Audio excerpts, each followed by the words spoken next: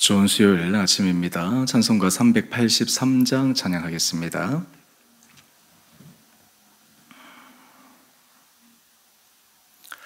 눈을 들어 산을 보니 도움 어디서나 천지 지은 주 하나님 나를 도와주시네. 나의 발이 실족 않게 주가 깨어 지키며 택한 백성 항상 지켜 길이 보호하시네.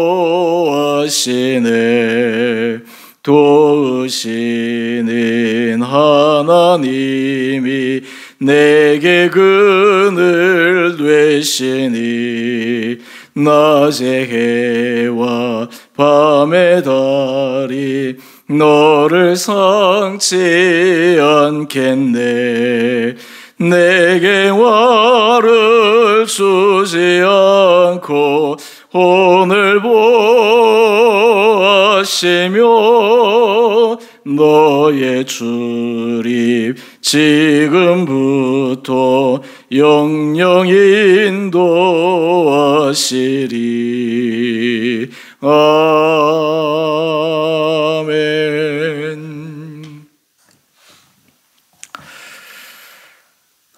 오늘 말씀 시편 70편 1절에서 5절까지입니다.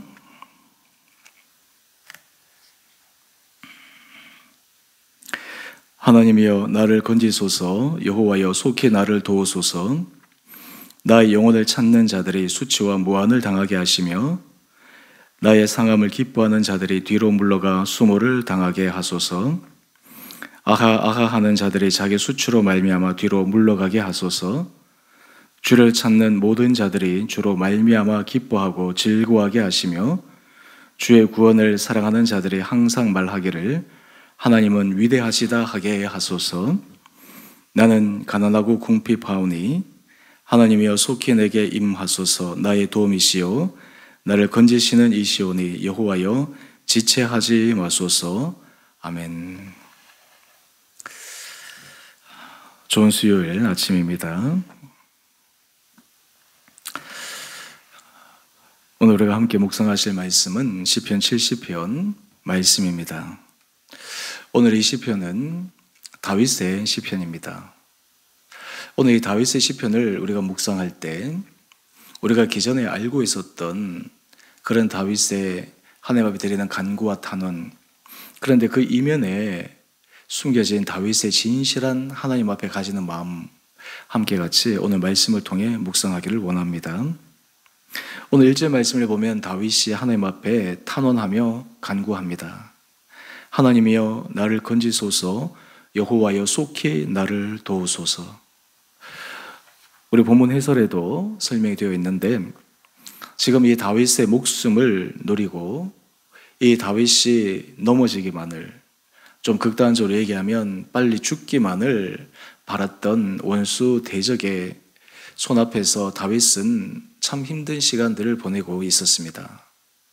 그래서 그는 계속해서 하나님 앞에 도움의 간청을 구하고 있습니다. 하나님 앞에 기도할 때 그의 기도의 내용을 우리 2절 말씀을 한번 보십시다. 나의 영혼을 찾는 자들이 수치와 모한을 당하게 하시며 나의 상함을 기뻐하는 자들이 뒤로 물러가 수모를 당하게 하소서. 지금 자신을 찾는 그 사람들이 수치를 당하고 그리고 자신을 죽이려고 하는 그들이 수모를 당해서 오히려 그들이 자신이 계획한 바를 이루지 못하고 자신의 삶에서 물러가고 넘어지기를 다윗이 간구하고 있습니다.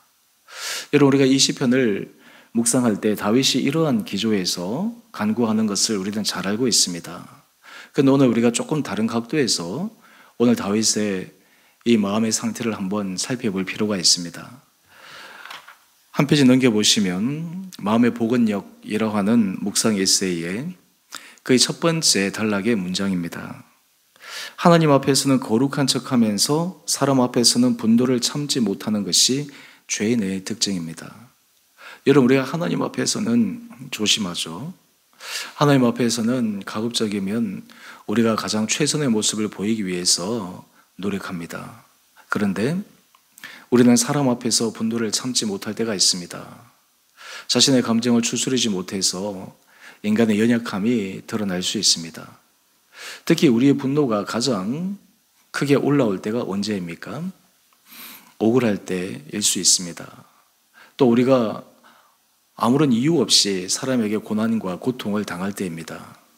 만약 내가 어떤 잘못한 일이 있고 내가 상대방에게 상처를 준 일이 있어서 상대방이 거기에 반응으로 나를 힘들게 한다면 그나마 좀 이해할 수 있지만, 나는 상대방에게 아무런 잘못이나 고통을 준 일도 없고 오히려 상대를 위해서, 또 상대가 잘 되기 위해서 최선을 다해 왔는데 반대로 자신을 힘들게 하고 자신을 피곤하게 하고 심지어는 자신을 무너뜨리려 하는 그 대상을 보면 어느 누가 자신에 대해서 그렇게 무모한 짓을 하는 사람에 대해서 분노가 일어나지 않을 수 있겠습니까?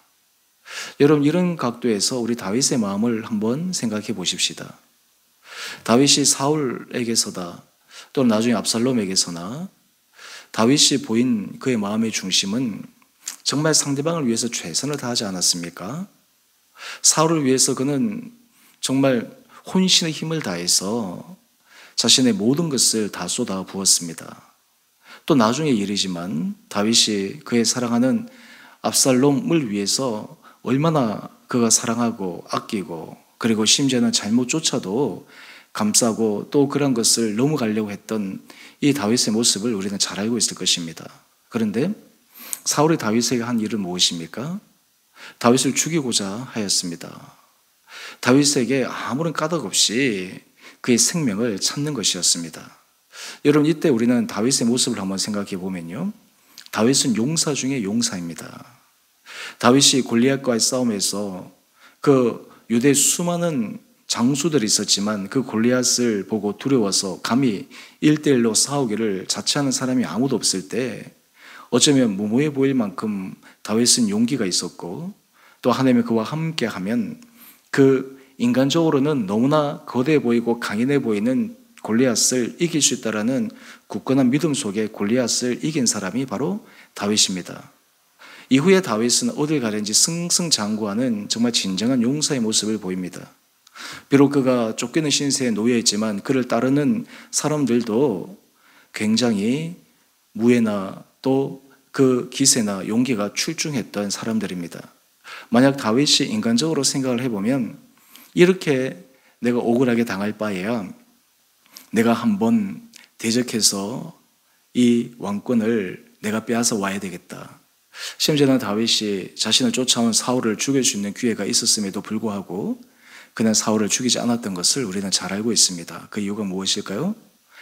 하나님께서 기름 부음 받은 자를 자기 손으로 죽이는 것은 하나님 앞에 또 다른 범죄이기 때문입니다.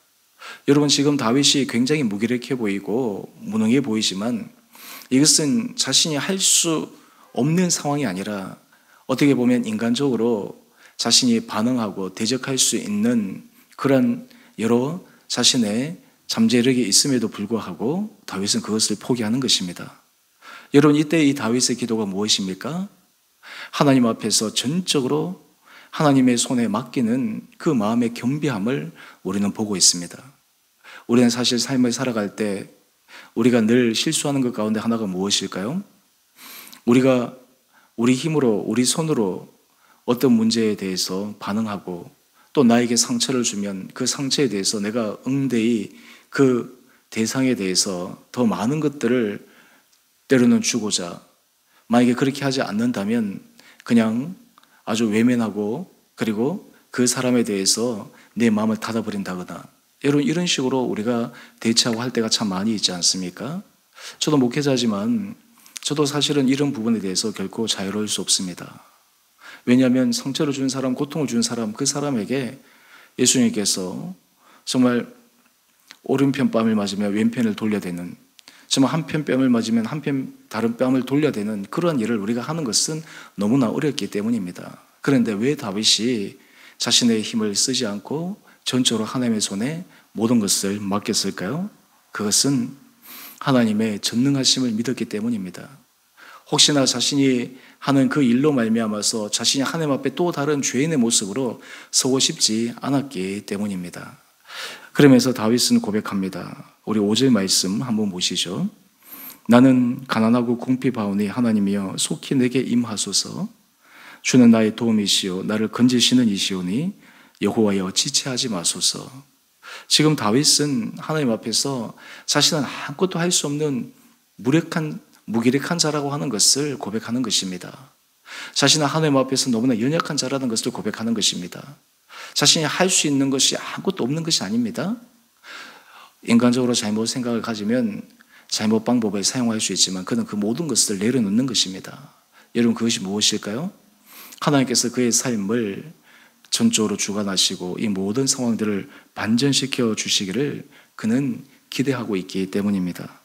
그래서 그는 이 믿음 가운데 시편 70편 4절 말씀을 한번 보실까요? 주를 찾는 모든 자들이 주로 말미암아 기뻐하고 즐거워하게 하시며 주의 구원을 사랑하는 자들이 항상 말하기를 하나님은 위대하시다 하게 하소서. 하나님의 하나님 되심을 자신을 통해 드러나기를 원했던 것입니다. 심지어는 자신이 공공한 상황 가운데서, 억울한 상황 가운데서도 그 모든 것들을 풀어주시는 하나님, 상황을 반전시켜 주시는 그 하나님, 그래서 그것을 이루시는 하나님을 높여드리는 것이 이 다윗의 간절한 마음 속에 있었기 때문입니다. 여러분, 오늘 이러한 다윗의 마음을 참 우리가 본받을 필요가 있지 않을까요? 여러분, 우리가 삶의 자리에서 힘들고 어려울 때 우리는 그 힘들고 어려운 것을 하나님 앞에 내어 맡깁니까? 물론 내 개인의 문제로 인해서는 하나님 앞에 맡길 수 있지만 특히 관계에 대해서 문제로 생길 때, 관계로 인해서 내가 어려움을 당할 때, 상대방에게 아무런 이유 없이 내가 공격당할 때, 여러분, 그때도 우리가 인간적인 분노라든지 화라든지 인간적인 방법을 사용하지 않고 전적으로 하나님 앞에 맡길 수 있는 믿음이 여러분들 가운데 있습니까? 여러분, 이것이 진정한 믿음의 모습이지 않겠습니까? 오늘 우리의 삶의 자리에 우리는 하나님의 구원하심을 믿습니다. 하나님께서 역사하심을 기대하지만 많은 경우에 우리는 내 감정으로, 내 생각으로 내가 할 수 있는 수단과 방법을 통해서 상대방과의 관계에 있어서 내가 힘을 발휘하려고 합니다. 여러분, 이것이 우리에게 있어서 가장 큰 문제가 아닐까요? 사람들의 보기에는 굉장히 무기력해 보일 수 있지만 하나님 앞에서는 그 모습이 진정으로 주님을 의지하고 주님만을 바라보는 진실한 믿음의 표현이지 않겠습니까? 오늘 이 다윗의 겸비한 마음, 겸손한 마음, 그것이 오늘 우리의 삶의 자리에도 깊게 새겨질 수 있게 되기를 원합니다. 특별히 이 다윗의 모습이 가장 정점에서 성경에서 드러난 사건은 무엇입니까? 예수님이십니다. 여러분, 예수님께서 십자가를 지실 때, 예수님께서 십자가에 못 박히실 때 힘이 없으셔서, 능력이 없으셔서 십자가에 못 박히셨습니까? 그 십자가를 예수님께서 이길 수 없어서 그 죄인의 몸으로 그 십자가를 기꺼이 지고 가셨습니까? 아닙니다. 하나님의 뜻에, 하나님의 섭리 가운데 순종하기 위해서 자신의 모든 것을 내려놓은 모습, 이것이 바로 예수 그리스도의 그 진정한 겸비함의 모습이 아니겠습니까? 주님의 역사하심을 만들어내는, 주님만을 전적으로 의지하는 그런 예수님의 모습이지 않겠습니까? 이런 우리 가운데 하나님께서 이런 마음을 허락하여 주시길 원합니다. 우리 안에 예수 그리스도가 이런 마음으로 우리를 온전히 붙들어 주시기를 원합니다. 묵상 에세이 한번 더 가보시면 두 번째 단락에 평령수라는 개념을 설명하고 있습니다. 이 평령수는 배의 무게 중심을 유지하기 위해서 탱크에 넣는 바닷물을 의미하는데, 폭풍이나 여러 가지 파도에 이 배가 균형을 잃어서 좌우로 이렇게 흔들릴 때 이 평령수는 배의 중심을, 무게 중심을 잡는 중요한 역할을 합니다. 여러분, 우리 안에 예수 그리스도가 계실 때 때로도 우리도 거친 파도 속에 마음이 흔들릴 수 있습니다. 요동칠 수 있습니다. 좌우로 심히 뒤뚱뒤뚱 할 수 있습니다. 하지만 전복되지 않습니다. 왜 그럴까요? 우리 안에 평령수 되시는 예수 그리스도가 우리 안에 자정하실 때 우리는 정말 주님 앞에서 믿음의 온전한 길을 걸어갈 수 있기 때문입니다. 오늘 이 아침 하나님께서 우리 사랑하는 성도들 한 분 한 분들에게 정말 이런 은혜를 부어주시기를 원합니다. 돌아오는 주가 이제 감사주일이지 않겠습니까? 여러분, 지나간 시간 하나님께서 우리에게 주신 은혜를 기억할 때 얼마나 감사의 제목들이 많습니까? 또한 하나님께서 앞으로 우리를 인도하실 것을 믿음으로 소망 가운데 바라볼 때 우리는 더욱 담대하게 믿음으로 나갈 수 있습니다. 하나님께서 우리 가운데 이런 믿음을 주셔서 어떤 상황에서도 우리가 좌로나 우로나 치우치지 않고 믿음의 한결같은 길을 걸어갈 수 있는 우리 강인한 또 건실한 믿음의 용사들 될 수 있게 되기를 원합니다. 우리 내일 우리 수능일이죠. 우리 오늘 저녁에 우리 수험생 그 부모님 또 교회 우리 권사님들 함께 모여서 기도를 할 터인데요. 또 여러분들 우리 수험생 자녀들 기억해 주시고 기도해 주시고 또 우리 자녀들 수능 시험뿐만 아니라 이후에 또 모든 실기 또 원서 지원 과정 가운데도 하나님께서 큰 은혜를 부어주시기를 바라면서 함께 모아 주시면 감사하겠습니다. 기도하겠습니다.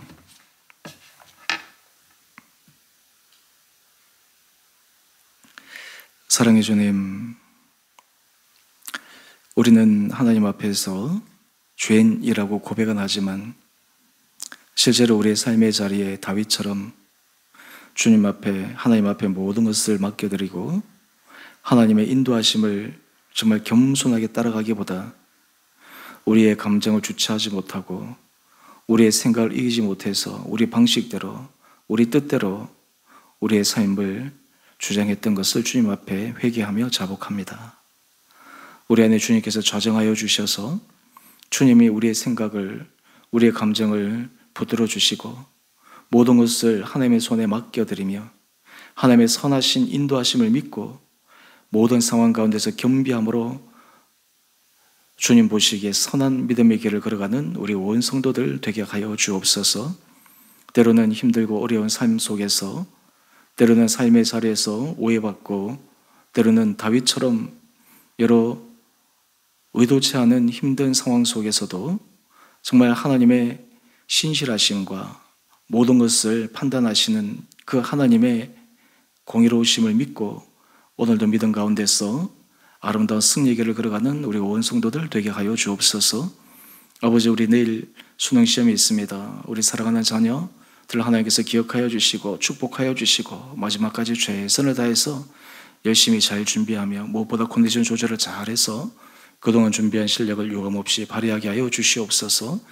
우리 다음 세대 자녀들을 축복하여 주시며 우리 살아가는 성도들의 각 가정과 우리 살아가는 성도들의 일터를 주님 은혜 가운데 붙들어 주셔서 우리 모든 성도들이 정말 주님 앞에 기뻐하며 감사하며 주님의 성호를 높이는 데 쓰임받는 거룩한 우리 온 주원의 교회 성도들 가정 일터 되게 하여 주시기를 우리 사랑하신 예수님 이름으로 감사기도 드리옵나이다.